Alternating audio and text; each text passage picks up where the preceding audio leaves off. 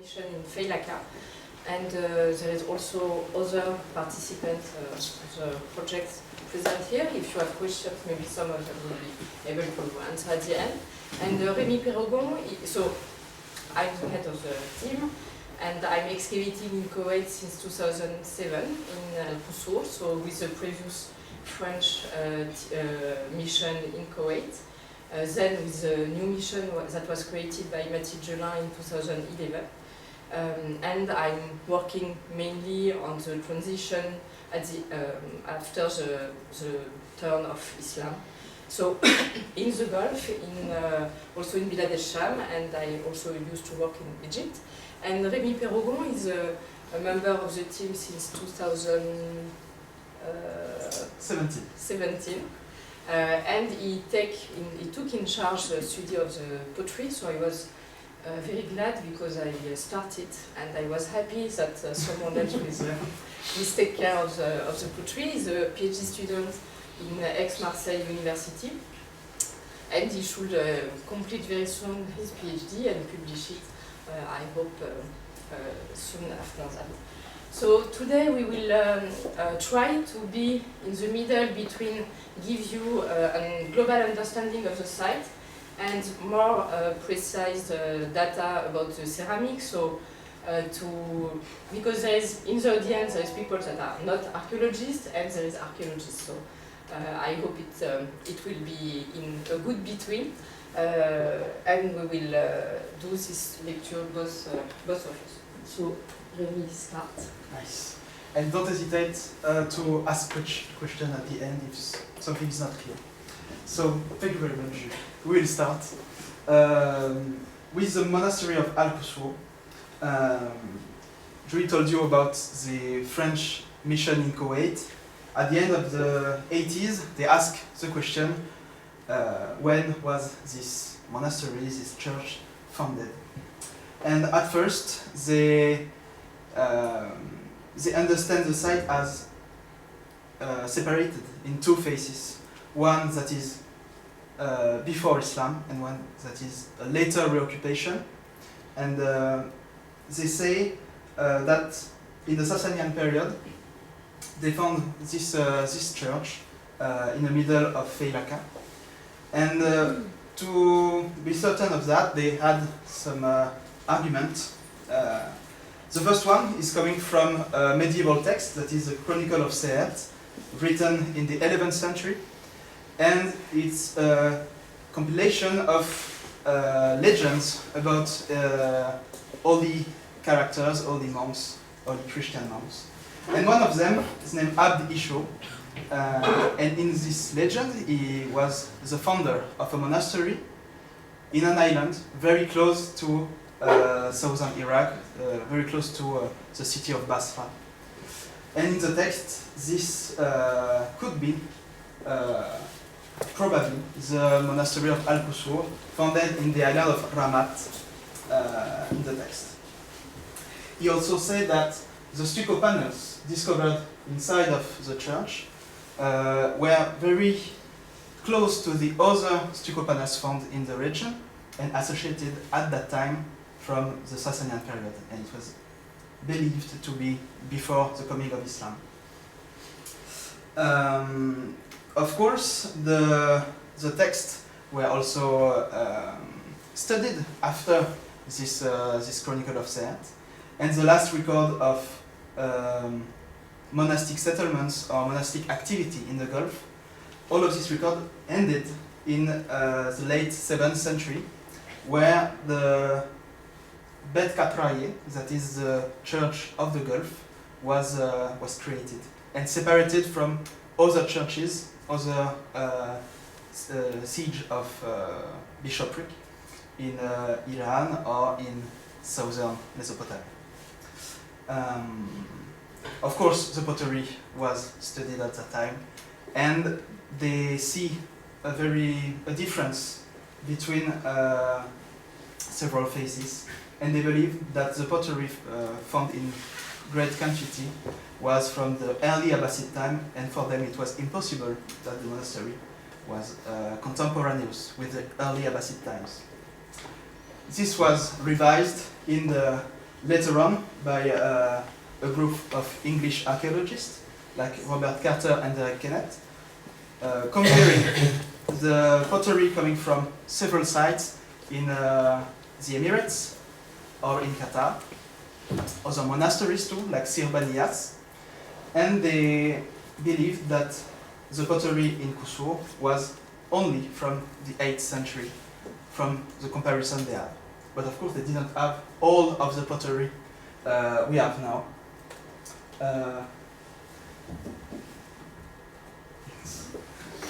Because in 2011 until now, we have studied every pottery from Qusur between 2011 and 2018. We have a lot of shells, as you see, and so we have a better understanding of the different periods represented by the pottery. So I was also interested by the other typology made on the Gulf for the early Islamic period and late Sasanian period. I make a lot of comparison. I start with the pottery from Qusur, with all the recordings, the counting, and the drawings. Then we make comparison with objects coming from museums, such as this one that is in the National Museum of Qatar in Murwa, and of course from earlier excavations like this pottery from Samarra, for instance.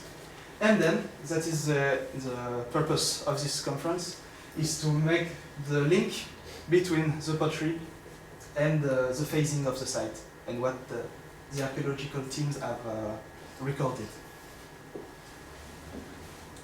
As you may know, Al-Qusur is part of network of monasteries that are under the authority of the Church of the East. So from the southern Iraq and the Gulf, we have a lot of churches that are very similar and from the same period. So when Rob Carter and other researchers redate the sites, they redate Al-Qusur, but also other sites of the area. So there is new discoveries like Sinia here, and oldest one in Sirbaniyas, Kharg, Al-Qusur, Al-Jubayl. So these sites were excavated before in the 18 and 19. So today we will not present the other sites. The aim is to focus on Qusur to see how the redating of Qusur is also informating for the whole area. So the site was excavated before by the French mission in Kuwait, and we opened new excavation in 2011. So you can see the team that changed a lot. And we had two main questions that were to understand if the site was a monastery or a village, and to date the site. So we had some phasing issues, but in general it is clear from all the dating markers that we have an Islamic site. So for now we have almost no traces of Sasanian occupation, and we have mainly Umayyad and Abbasid occupation. So the stuccos were studied, that were discovered in the church, were studied by Dr. Anish Kalik, and she clearly dated from the 8th or beginning of the 9th century. The coins are also Islamic, so we have Abbasid coins. This one is dated from 749, and here you have an Arab imitation of a Sasanian coin, but it's not a Sasanian coin, it's Umayyad one. We have two inscriptions that are also dated from the Islamic period, so Umayyad early Abbasid. One which is coming from Mesopotamia, it's written in Syriac, it's not an Ostrakon. So it doesn't mean that the community was speaking Syriac. And we have also a Middle Persian inscription that was discovered last year and that is still understood. So it's just to give you the idea that the site is clearly Umayyad and early Abbasid. So now it's a fact that is recognized by the scientific community. And we are now in the second step, and it's a work in progress, to do more detailed phasing of the site. And it's what we will present you today. So the first phase of occupation of Al-Qusur is the less known, and it seems to take place near to the church here with, So to try to have a good phasing, we are using, of course, the stratigraphy, the material culture, but also the building techniques. So you have to know that Qusur is built on the natural layers, the substratum, and usually they clean the natural layer. So we don't have an accumulation of stratigraphy, and we cannot always connect the buildings together. So sometimes I will tell you, this building, I think it's from this period, but I'm not sure. It's because we don't have this stratigraphy that connect all the sites. And I will mention the building techniques. So the first occupation is characterized by small buildings.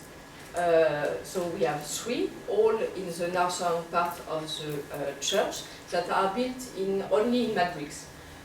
So we don't have stone base, and the floors are built on the layer of the outside circulation floor. So it's a little bit technical, and but it's very helpful for us to connect buildings that are not connected by stratigraphy, and to try to place them in the phasing.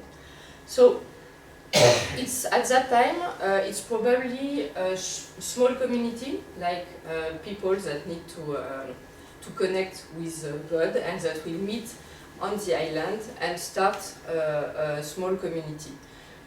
So we don't know from where they came, if there were first like one person that start to be known in the area, and that convince other people to come together with this, which is usually the case from the monastery. But for now we have no sources, and we have only this small buildings.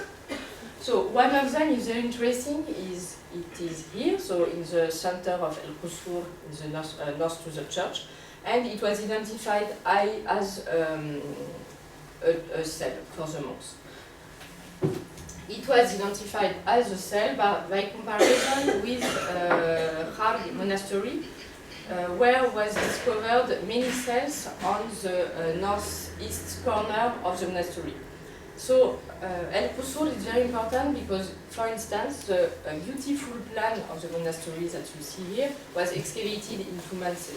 So we don't have any data about the phasing, about the history of the site. We don't know what was built first, if there is the same system as in Qusur or not. So Qusur is important to excavate because it will answer questions that will never be answered in Harg. But it gives us like an ideal plan of a monastery which can compare with the Qusur. So here we have the same system of 2 short, small rooms, like here, and 1 oblong room, like the southern one here. The difference is that there is a courtyard, as you can see on the restitution. But it's the same organization. The other difference is that in Harg we have cells that are built next to each other, what is not the case in Qusur. Just northwest, to this cell was discovered also another building that is built only on mud bricks, yeah, that you can see here, and with also probably reef walls. It's the first time we have this kind of construction in Qusur. So what you see here, it's later addition. So for now, this building the function of this building was not identified, and a third one was also excavated still in the same area, and is also composed of 3 rooms.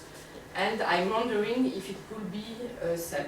So for now, this phase is not very well understood, but we have clearly the first cells of the monastery. We may have like proto-cells, when the rules of the monastery were not very clear, and that will evolve later.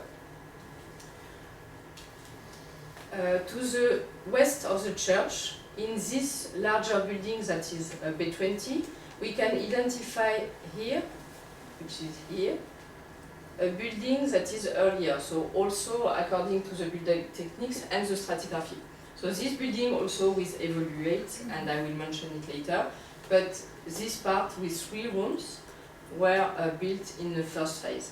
So it was reused, and according to the request of the antiquities, we could not excavate under the floors. So we have no idea. We just have the walls, but we don't have the occupation floors under it. Yes, and regarding the pottery from this period, we don't have purely defined Sasanian pottery, but we have transitional pottery that are very rare. We have only few shards that are distinguished in 2 main categories. That is the yellow-green alkaline glazed wares that you can see here and here. We don't have a lot, and they are very well dated and very recognized in the Sasanian site, mostly in the Iranian coast, and also in the Emirates, where you have a good stratigraphy in the site of Kush, for instance, that gave us an idea of what is the dating for this kind of glazes. But this year, we have something new. We have something new from this year because we are excavating a new context with a deeper stratigraphy, and that are maybe connected more with the foundation of the monastery. So from this year we have, for the first time, one assemblage that is purely from this first period, with the yellow-green glazed ware, the stamped ware coming from central and southern Mesopotamia, and also grayish ware that are also from that time, and that can be compared with yellow-green glaze from the earliest level of Siraf in the Iranian coast.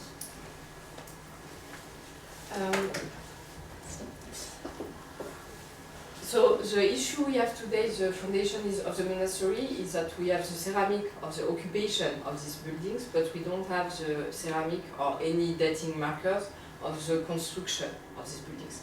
So it's now one of the main aims of the excavation to better date this foundation. So because the occupation of these buildings is from the mid-7th century, it means that the construction and the first occupation could be a little bit earlier to the mid-century, but for now it's very hypothetical, and we are happy to have this new diagnostic shells that could help us to better date the first occupation. So in the phase that was number 2 for now, we have some modification of the buildings, with, for instance, the building of a new room in building B11. We have also the construction of a second room on against B14, and also the closing of a courtyard with the mud brick walls. So we are still in the phase of the mud brick walls building techniques. And it's the same in B20, so it's this building in front of the main church, with adding of mud bricks walls rooms here and here. So what you see here is later, so this is why you see stones. Here it's the same. We still don't know what was the function of the building, but it was probably already a food processing building, because this mud bazaar that you see here was built during this phase. So it's done to do that syrup. And we have also other structures like this one that are related to food processing, but we will speak later about the building more in detail. So this first occupation is quite well dated. Yes, and it's well dated thanks to 3 precise alkaline glazed ware again, but that time they are much more, they have a different color, kind of. And that is mostly the shape that will help us to define it as early Islamic pottery and not transitional pottery. This is well attested by this kind of shape with the carina here, and we have several type of small cups, small bowls also, and this kind of pottery is everywhere in the site. It was reused not only from period 2 but also in the later period. So we found this kind of pottery like everywhere in the site. We have also small jars with this kind of rim here, like this, and they are very well identified in the whole region.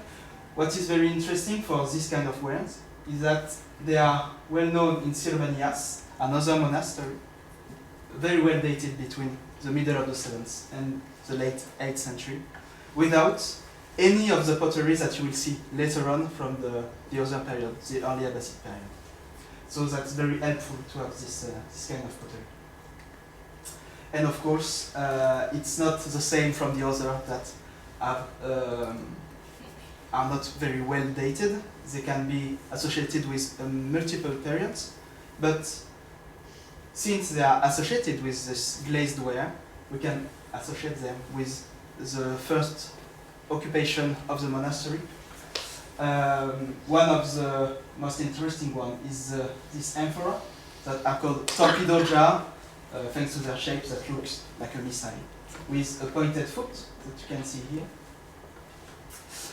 You see it's covered with bitumen because it was used to preserve water or many different of liquids. And they are also used in the monastery during this first occupation to store some things. For instance, in the building B20, you have this kind of wares that are cut in half and used as a storage for many different things. We have made some containing analysis from the inside to have a better understanding of what it is.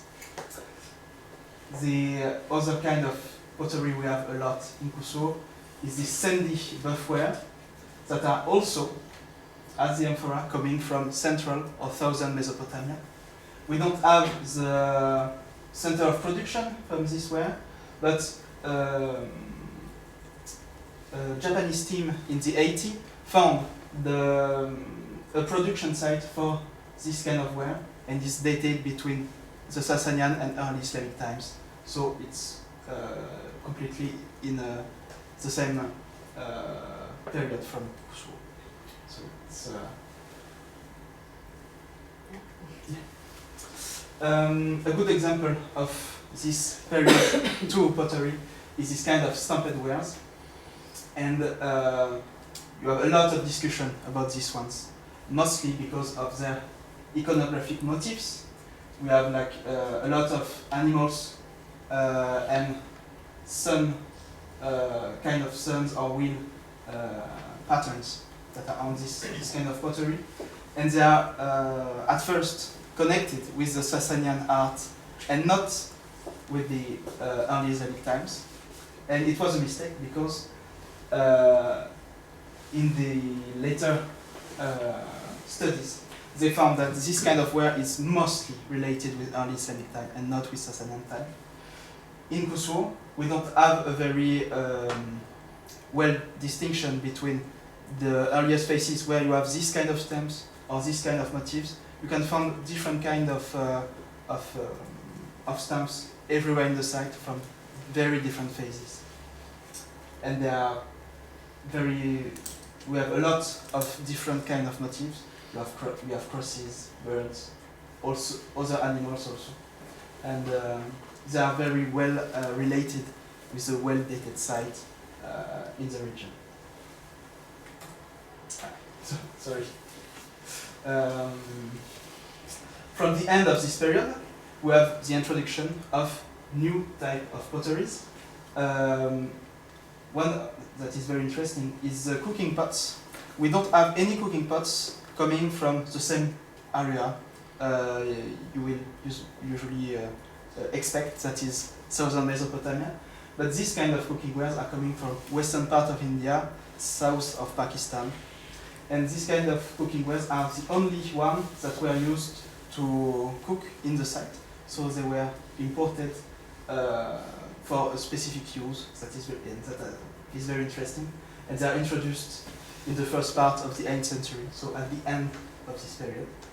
We have also an evolution of shapes and designs, such as these large bowls here, that you can find also in the food processing building, that evolved and are used with different patterns at the end of this period. All of this assemblage for period 2 is like very well recognized in the region, connecting these turquoise glazes, the stumps, the sandy buffwares, and the torpedo jars here. And you have on the island 2 other missions that have like the same material. The Italian team from Kyrenia, that is a Kuwaiti Italian team that is in the northern part of the island, and the northern part of Al-Qusur that is excavated by the Kuwaiti Slovak team. And they have also the same kind of material as Qusur. So we did not speak about the church yet because we don't know when it was built. So it was most probably during the second phase. So it was excavated by the previous French mission, and so we are now in the process of accessing the archives and document and process it for the publication. So I hope we will have more information. But for other sites, the church that was built in mud bricks and with plaster floor was not excavated. It was not excavated under the church, so we don't have the layers of the construction of the church. So it's a huge building that is more than 19 meters long, divided as other churches in 3 vessels and with a sanctuary with 2 annexes. As I said, it's built all in mud bricks. You have some repairs in stones, what is very common on mud bricks architecture. The superstructure was not discovered, so it's 2 possible ways to rebuild it. With a cupola like in Prague, where it was, there is some clear elements that attest of cupola, or with a more simple roof, a flat roof. So, in this building, the previous team discovered the famous crosses of Feilaka that are, for one of them, visible in the museum. So here you have the state before the invasion, and here the actual state after the fire of the National Museum during the invasion. Almost all these crosses were discovered, all these stuccos were discovered in the southern aisle of the building. So it was at least five panels and also some frieze with stucco decoration. So here it's discovered in 2007. In this church was also discovered one burial, like in Ain Sharia in southern Iraq, and in Khalq there is also 2 burials. So it was buried inside the wall. And it's probably the place, the burial of the founder of the monastery or a saint that was maybe the object of pilgrimage. So one of the hypotheses I have now is that this building was not only a monastic church but also a pilgrimage church, which will explain the way it is built.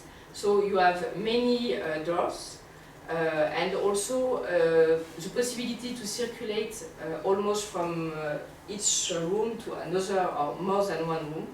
And the difference between the outside doors and the inside doors is that here it was closed by a wooden panel, when here it was open. So it was possible to close this area, and my hypothesis is that the outsider of the monastery were coming to the church to have pilgrimage and do circumambulation, while this area was only dedicated for the monks. And it will explain the place of the burial and the fact that one reliquary, which is here, was discovered. So this reliquary was discovered also by the previous mission before the invasion, and it's destroyed, so we cannot study it. And as you can see, we have the same system in Harg monastery, with also more like bigger reliquaries here in the annexes of the church. This church was excavated before the invasion. Now it's covered to protect it, and we hope that it will be possible to do a project conservation, to do restoration, and open it to the public. And it will be a great opportunity to re-excavate it, because here you can see the walls, but as you can see, it was not cleaned to see the bricks. So on the plan, we don't have the drawing of the bricks, and we cannot know if there is more than one phase of construction, because one of the hypotheses that we have is, because as I mentioned, the first buildings were very small for a small community, and it doesn't make sense to have a so big church for a so small community. So this is why it's difficult to relate the church to the phasing, and I would place it, but it's like a logical hypothesis, but not stratigraphical hypothesis, at the end of the second phase. So the community is growing, but it's not yet the third phase, and they will build this huge church, but not at the beginning of this phase. So we need to re-excavate it to have a proper plan of the church, to be sure of the phasing, maybe to do sounding under some areas, because we could have a first church here that will be related, that could be related to the foundation of the monastery, and then a bigger church to fit the fact that the community is increasing. And when we did a trench here a few years ago, and it appeared that this plan is not accurate. So you have like a small cistern here, which is not on the plan, and a matrix platform here also. So we hope that in the future it will be possible to re-excavate and to preserve the church and show it to the people. So this church is difficult to place in the phasing of the site, but it is clear that during phase 3 the site is growing. So now you have Al-Qusur site that you know, and when you do visit, it's what is visible from the surface. So it's a 2 kilometers long site with all the buildings that we mentioned before that are in the middle of the site. So here's the church. All these buildings are mainly this kind of courtyard houses with stone bases, as you can see on this picture, and also the floor of the buildings are sur-elevated. So I told you first that the first phase was built on the same level as the outside floor, and then because of flooding, they used to build in another way with a stone base and stone platform for the houses. Here it's also visualization of the drawings of the site. So these courtyard buildings are characterized by an enclosure, and building that is domestic building, like a house, courtyard, and usually we have like annexes in the corners of the enclosure, and almost all the time there is one kitchen.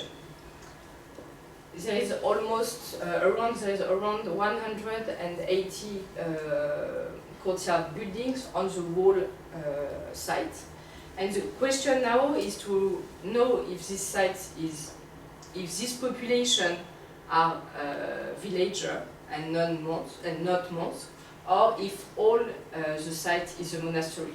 So there is debate between, in particular, between French committee team and Slovak committee team.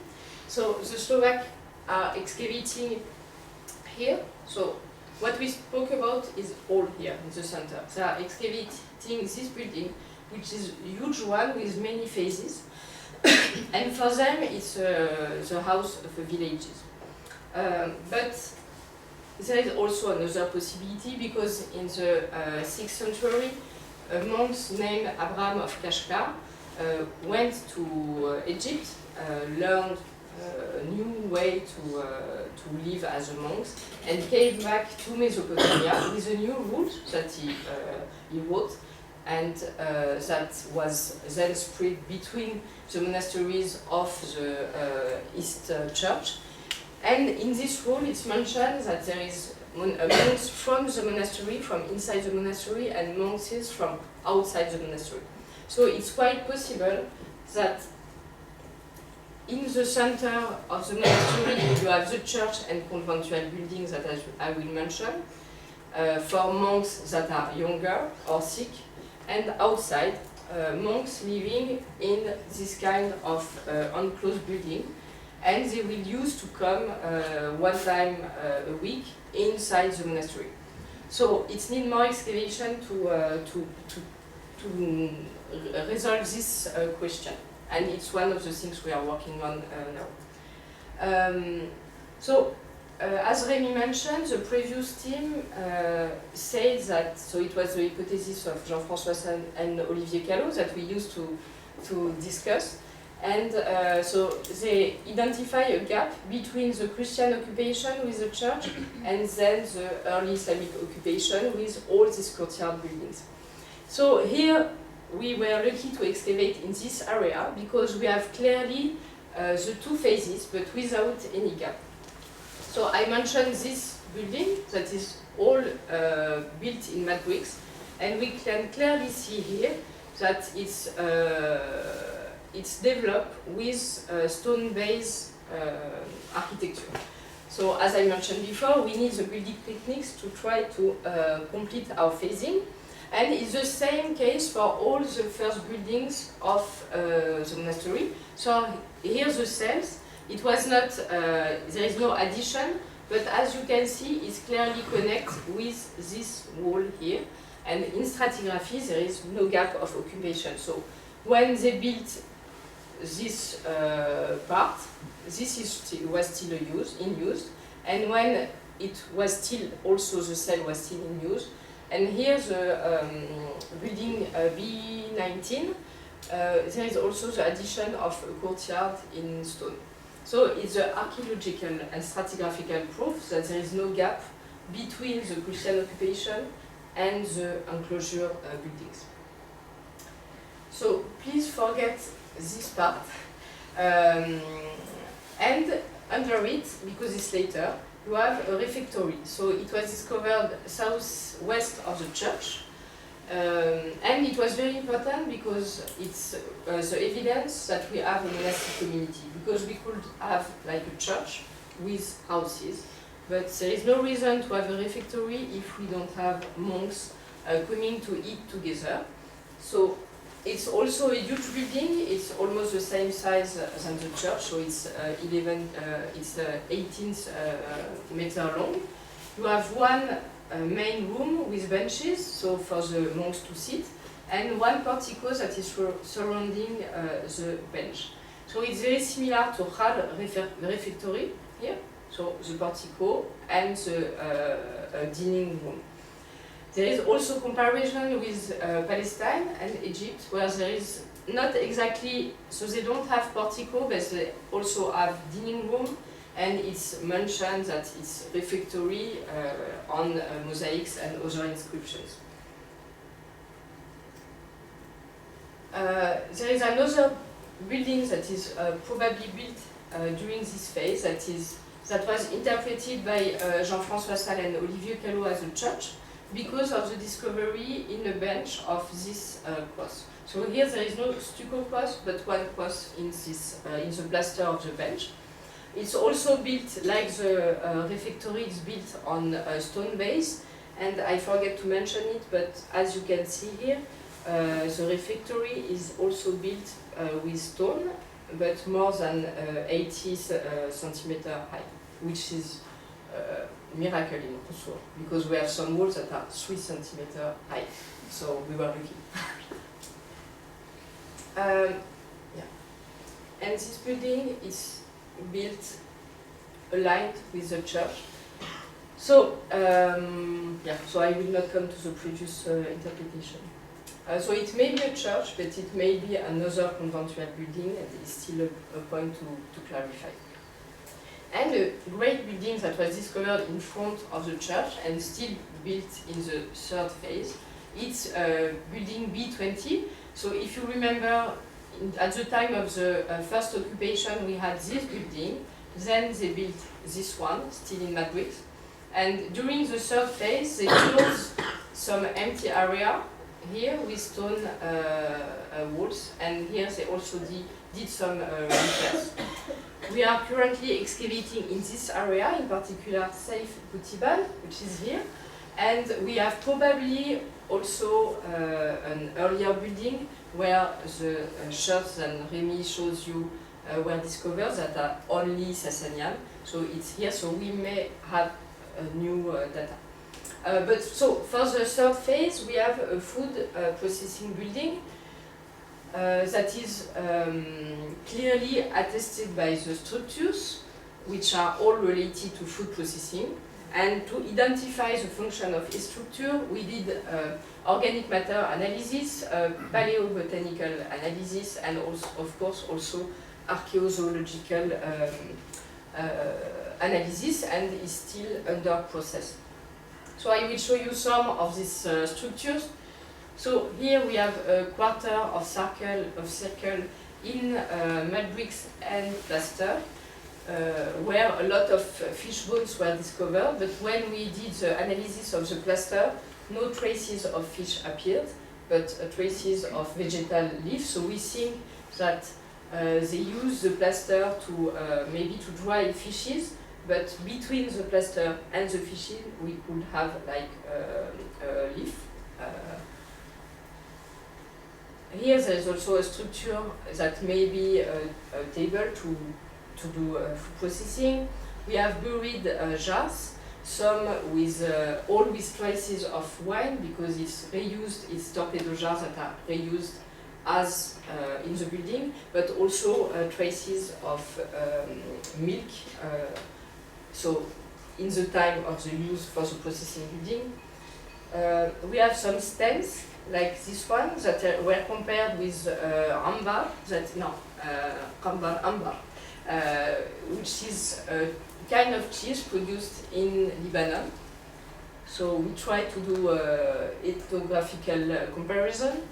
Here the madbasa, so I mentioned it, is from the earliest period, but we probably have like this kind of basin to do also that processing. Some shells also for food processing, and we may have the trace of an alembic.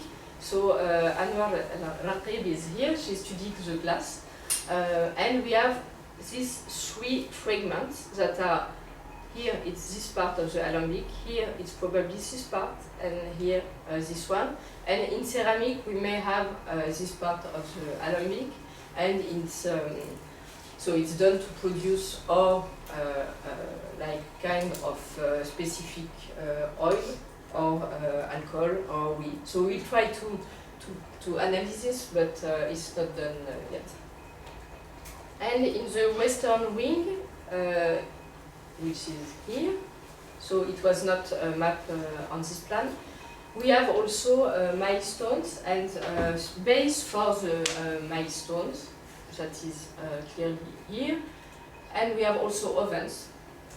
related maybe to, so it's not a bakery, but it's maybe related to processing of date cakes, but it's very hypothetical for now. And of course we are looking for the bakery, because the base of the diet for the monks was the bread, but for such a community it cannot be this small 2 tonneaux, so we are still looking for the huge oven. So all of this is in the phase 3. Yes. So let's go back to the pottery now. So during this phase 3, you have huge diversity of decoration, of inside motifs, and you have an evolution of what you have already found in phase 2. So you remember the large bowls. Here you have a lot of incised kind of large bowls. You remember the amphora. Here you have a second one that are coming from the middle of the 8th century, and that is replacing the reddish torpedo jar from before, step by step. You remember these huge jars. They are also from like the same sandy buffware paste with a lot of vegetal temper, and we have a lack of comparative elements for this kind of devices, because they are quite rare in the area and probably related to very specific food processing activities. So it's very difficult to have a date for this kind of pottery, but with some of comparison with Siraf again, we can have like a datation that is the second part of the 8th century.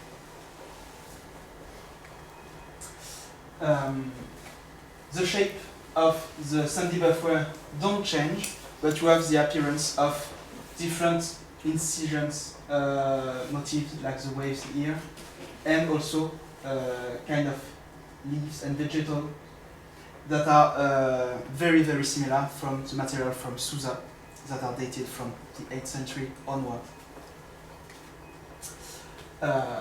Diversity again with the techniques involved for this pottery. You have modeled elements for the handles, like this kind of, they call them turban-shaped handles, of course, from the publications, and a lot of different inside motifs. We have the appearance of finer pottery that are called eggshell ware, because they are very fine, very white, and they look like ostrich eggs almost. And we have the appearance of this kind of pottery. And they are well dated, because in Sylvanias, that was abandoned at the late 8th century, you have only small fragments. Here in Al-Qusur we have much more fragments of eggshell ware. So we have the an argument to say that the monastery was not abandoned at the end of the 8th century, but was continued onward during the early Abbasid period. We have also pottery coming from that was imported from another part of the Gulf. That is this kind of pottery here that comes from the Siraf region, and it was produced in a very specific time during the late 8th century. Some of them are identified in Hague also, a complete one. Here it's from Siraf, and it's in the British Museum. And so the site was probably abandoned after the coming of these elements that we found in the latest phase of occupation of the site, and that are nicely recorded because of the very specific red paste and the specific black slip on these jars.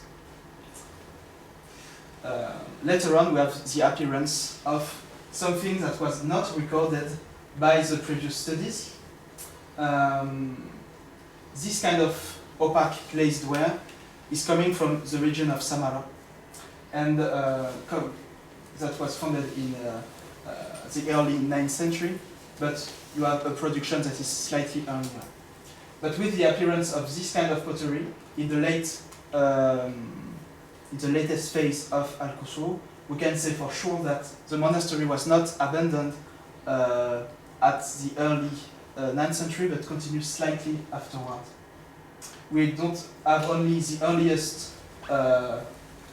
Samara ware or Samara horizon ware. We also have slightly later pottery here with this kind of greenish or turquoise glaze on this white monochrome bowls. We have a lot of comparative elements from Susa, from Mourouab in Qatar, and from Samara, of course, where they came from. So when the monastery was still in use, they were imported this kind of pottery, and then we don't have the second phase of Samara horizon wares that are very specific lead glazes wares, and we don't have them in Al-Qusur. So we can say for sure that the monastery was abandoned around the mid-9th century. Before the introduction of the second phase of the Samara ware, we only have these ones. We have also not bowls, but we have some cups like this, and small jars that are very fine, with a very pure and white clay that we found also in the other side of the region, like in the 9th century site of Mourouab, for instance, but also in sites that are much more north in Mesopotamia, which has this kind of ware from Raqqa. And so let's come to the last occupation of the site, that is later to the abandonment of the monastery. So we have indeed a reoccupation of the site after the middle of the 9th century, and that is characterized by a small shepherd occupation. So you have to imagine that the monastery was abandoned, the structures start to collapse, and so they reuse some standing walls to build other structures. So, for instance, the biggest one is this shepherd building here that was identified with dung, burnt, and that reuse the northwest corner of the dining room. So it was still standing, and they reused the stone that were collapsed to build this building that you can see here. So we have other very small reoccupation on the building, the food processing building B20. We just excavate also a reoccupation, and it's something that is not very well visible for now, but that is later to the monastery, and that is difficult to date. Yes, the only pottery only related to the later occupation is this kind of small cooking pots that we have here, with this kind of very small handles, and they are very close to the Julfa ware identified in the Emirates, but it's late Islamic. It's like from the 12th century to the 18th century, so it doesn't fit very well with these objects that have maybe earlier production identified in some sites here, dated not with not a good precision between the 9th and the 10th century. This kind of cooking pots are only related to B10 buildings. It's like the sheepfold above the refectory, so we can say for sure it was linked with the later reoccupation. So we try to give you an overview of the site with very precise information about the pottery. So I hope the pottery specialists are happy and that the non-archaeologists understood something about Al-Qusur. So I will just mention the fact that we are currently on the field, so most of the team did not come because of the excavation and the weather. So now that we answered the question of the general dating of the site, that is clearly Umayyad and early Abbasid, and that we answered the question of the nature of the site, that is clearly a monastery, we want to work more on the foundation of the monastery and to try to precise the period of abandonment. So for this we are excavating So we are working on the publication of this area. We are excavating in this area, this building that is also related to the first phase of occupation, to try to understand the type of community. We also continue the excavation of the food processing building, and we have earlier occupations that you can see here, or you can imagine here, the mud bricks walls. We try to understand the organization of the inside of the monastery. So here it could have been a conventual building, so we are excavating south to the church. But for now we have nothing looking like a conventual building. But we discovered this year a well here that is here according to the plan that you can see here in section, and the excavation is not completed, but it's more than 2 meters deep, and it's very important because we have no idea at all of how the water was managed on the site. So 2 other wells were discovered, one before the invasion by the French mission, and one this year in spring by the Slovak team. But so it's quite interesting to have a well so close to the church, and that is not in an enclosed building, because other wells were in enclosed building for like the use of the people living in the building, and here it's on outside area, so maybe more collective use of the well. And one of the third question we have is about the daily life of the monks. So we are working on the rules, but also on the diet, and the food processing building is very interesting for that. And we discovered this year new structure that we did not understand for now, that maybe press or something else, and that are in the southern area of the building. So each year we think we will complete the excavation, because we thought it was like a U building, but it happened to develop to the west, so we don't know when we will finish it. And we are working also on the publication of the campaigns from 2011 to 2018, and we should finish this year and publish it, and then next year start the publication from 2019 to this campaign. And so I hope next year will be give you like the final conclusion of the first program, maybe in Dar el Assar, so more for large audience and without too many details. And thank you for your attention.